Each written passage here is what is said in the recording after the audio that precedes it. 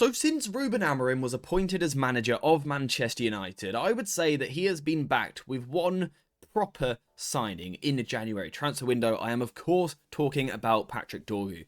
Now I know some of you will say Aiden Heaven, but he was an academy player when we signed him. Patrick Dorgu is the only proper first teamer that we have signed for Ruben Amorim, and so far I would say he's getting slightly mixed reviews. So on face value, I personally think that Patrick Dorgu is doing pretty well for Manchester United, and the statistics tend to back that up. He is in the top 6 for Manchester United's players crosses into the penalty area this season, and he's also top 3 in the Premier League for ground duel percentages amongst fullbacks. That's not bad at all for Patrick Dorgu, so why are people so hesitant about him and his form so far? Well, for me personally, I think it's because the expectations were set so high from the start. He was labelled as a sort of player that could fix the left-hand side of the Manchester United attack, and perhaps that hasn't happened, although we do have to remember this is an incredibly young individual coming into a new environment, a messy environment, in the middle of the season. It was never going to be easy for him to fit into this Manchester United team straight away. It was always going to be a case of taking 18 months to 2 years to really see the best of him. But I think the other problem was that people expected a slightly different type of footballer. So when Patrick Dorgu first came in, I think a lot of people were expecting this to be like a winger playing at wing back, whereas it's actually been more like a fullback. So people were expecting a player that was going to pick the ball up on the left hand side, that was going to isolate the opposition fullback on a regular basis, and sort of pick the ball up and just go at them, you know, in these positions, take on a fullback, try and beat them, get into the final third, and then deliver it into the penalty area. But realistically, that isn't Dorgu's game at the moment, and it hasn't been during his time at Manchester United. You can see in terms of successful take-on percentage, he's not exactly been a winger that is looking to burn the opposition on a regular basis. Now, that's not to say he hasn't attacked down the left-hand side, of course he still has. Particularly when there is space for him to move into, he's still quite a good option for us. Let's say the ball is on the right-hand side, the opposition are drawn over to one side of the pitch. The switch to Dorgu is a genuine weapon for us, and also something to watch out for in the Europa League final. I think Dorgu is also pretty good when he's got empty space in front of him to carry into. Again, not necessarily dribbling, but carrying the ball, sort of moving into open spaces, and that is, to a degree, reflected in his FB ref report. Now, I am just quickly going to interrupt the video for 1 second, because in 2 days' time, Manchester United have their biggest game of the season, the biggest game of the decade, really, in the Europa League final. And for the game, I am going to do a special 6-hour charity stream to raise money for Nelson's Journey. Nelson's Journey is an amazing charity. It helped me a lot when I was young, and I'll explain a little bit more during the stream on Wednesday. What I really need from you guys, if possible though, is some help supporting the cause. If you could make a donation, it would be greatly appreciated. There will be a link in the description of this video, and also there will be links throughout the stream on Wednesday. So if you could join in and you could donate, I would appreciate it so much. So now back to Patrick Dorgu, and what we have sort of come to so far is the conclusion that he's been doing alright for Manchester United, but he's perhaps not the type of player that we were expecting. People were expecting a dribbler, a powerful athlete that was constantly going to take people on, but he hasn't been that, and I think that's fine. Not every player has to be a 1-versus-1 specialist in terms of on the ball being aggressive with their actions. I think what we've seen from Dorgu is actually that he's better when he can link up with people. And this was something that I did suggest before we signed him when we were doing our scouting videos. I was regularly talking about Dorgu's ability to come inside the pitch, not always overlapping and flying down the left side, but sometimes actually looking to come inside, using his, robustness on the ball to sort of shrug off challenges from the opposition and move into these more central areas.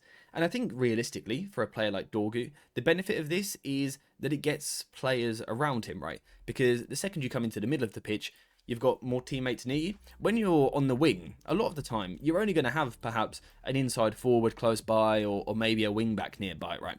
Whereas the second you come inside, you've got an inside forward ahead of you, you've got a striker, you've got a central midfielder behind you, you've got another inside forward. Suddenly there's players that you can work with. And I think this suits Dorgu much more. And this isn't me just waffling. I genuinely believe that we have seen evidence of this. For example, take the game against Everton. An appearance and a performance that I feel was one of Dorgu's best since signing for Manchester United. On this occasion, you can see him on the left-hand side of the pitch, picking the ball up from Bruno Fernandes. And I think a winger here For example, imagine Garnacho in this position. I think he would pick the ball up and he would attack that defender. He would look to isolate him 1v1, get at him and take him into areas that he doesn't really want to go. But Dorgu doesn't do that. And for me, that sort of proves the idea that he is more of a linking player, a player that wants to combine and interchange with teammates rather than being someone that does it all by himself. Because you can see in this situation, rather than going down the line and trying to beat the defender, he actually moves the ball inside the pitch to Bruno Fernandes so that he can make the run off the ball. So Dorgu is still using his power, he is still using his acceleration like we anticipated that he would, but he's just using it in a different way to what most people expect. He's not dribbling past people, he's sort of passing and moving past people, if you like. And again, it's really backed up by the fact that in this situation, he actually eventually gets the defender into the 1v1, but even then he doesn't actually want to take him on. He chooses to come backwards, passes back to Bruno Fernandes, before eventually getting the return ball. Dorgu wants to combine with people. We've also got another clip from this exact same game. Again, on the left-hand side, the defender is isolated. A winger here, a dribbler here, would look to take that defender on, and hopefully Dorgu can add this to his game eventually. Right now, he doesn't really possess it. He doesn't have that almost aggressive mentality to attack people. Hopefully he can develop that as he becomes a more confident player. But for the meantime, his combination work I think is pretty good. And I think what United need to do and what Amorim needs to do is make sure we get players around Dorgu, because I think when we do that, when he can combine, I think he's much more effective. Now the question therefore is, how can we get Dorgu into these situations on a more regular basis? How can we get players closer to him while still using him as a sort of like a wide outlet on the outside of the 3-4-3 in a wing-back position?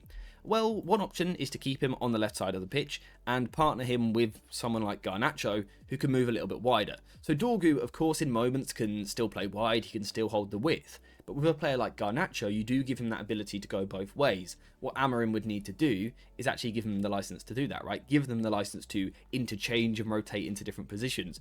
So Dorgu can move infield, Garnacho can peel a little bit wider. Then we are getting our dribbling threat from a winger. But we've also got Dorgu with players close by. So this is one thing that we could do. The other thing that we could do is move Dorgu over to the other side, the right-hand side of the pitch. And the reason why this potentially works, the reason why it perhaps gets Dorgu closer to people, is because he's left-footed playing on the right-hand side, which tends to mean one thing: he's going to come inside, and coming inside means more teammates. Now, interestingly, Dorgu has actually played this position a couple of times already for United. For example, his debut was actually on the right-hand side, which caught everyone a little bit by surprise, I think. But we've also seen it in glimpses since then. For example, the other week against Athletic Bilbao, at this stage, United felt that they were through, so Dorgu went to the right-hand side of the attack.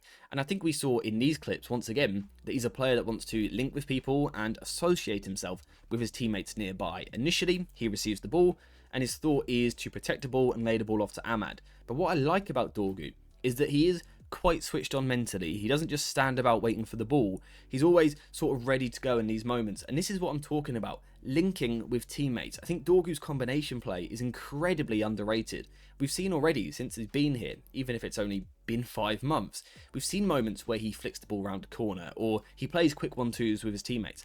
I think this is where Dorgu looks his best, rather than charging into space.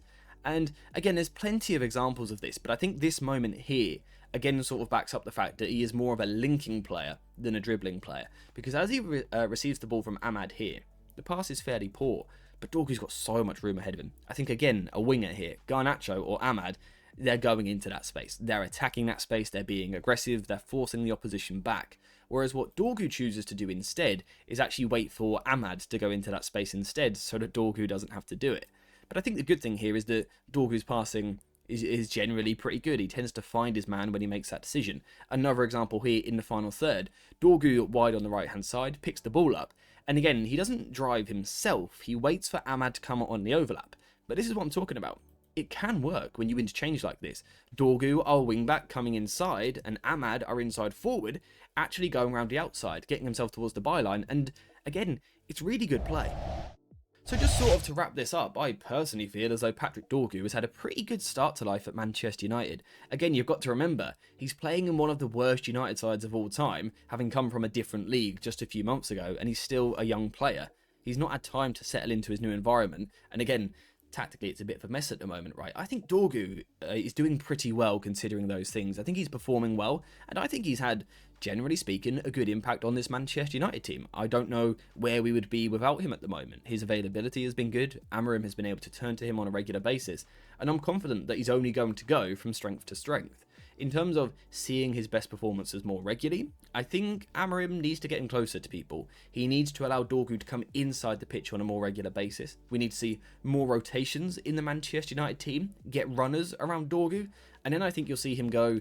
He'll go to the next level, really. Of course, Dorgu has areas to improve as well. His final ball, his decisions in the final third need a lot of work, particularly his crossing. Whilst he's doing it a lot, the quality is lacking slightly at the moment. And I also think he needs to be more aggressive. He does need to add the dribbling to the side of his game. But apart from that, I think all in all, Dorgu's had a pretty good start. He's started pretty much as well as what I was expecting. So personally, I'm happy. And he's very young. I think he's just going to get better. So nothing to worry about with Dorgu, in my opinion. Does he have weaknesses? Does he have flaws? Of course. He's human and a young footballer. But I think he'll get there. So far, I think it's been pretty good. We just need to use him in a slightly different way, more regularly, to get the best out of him. And I think Dorgu will be a good player for Manchester United. But that really is the future. When you sign a young player, they're not going to be the finished article immediately. You have to wait a little bit.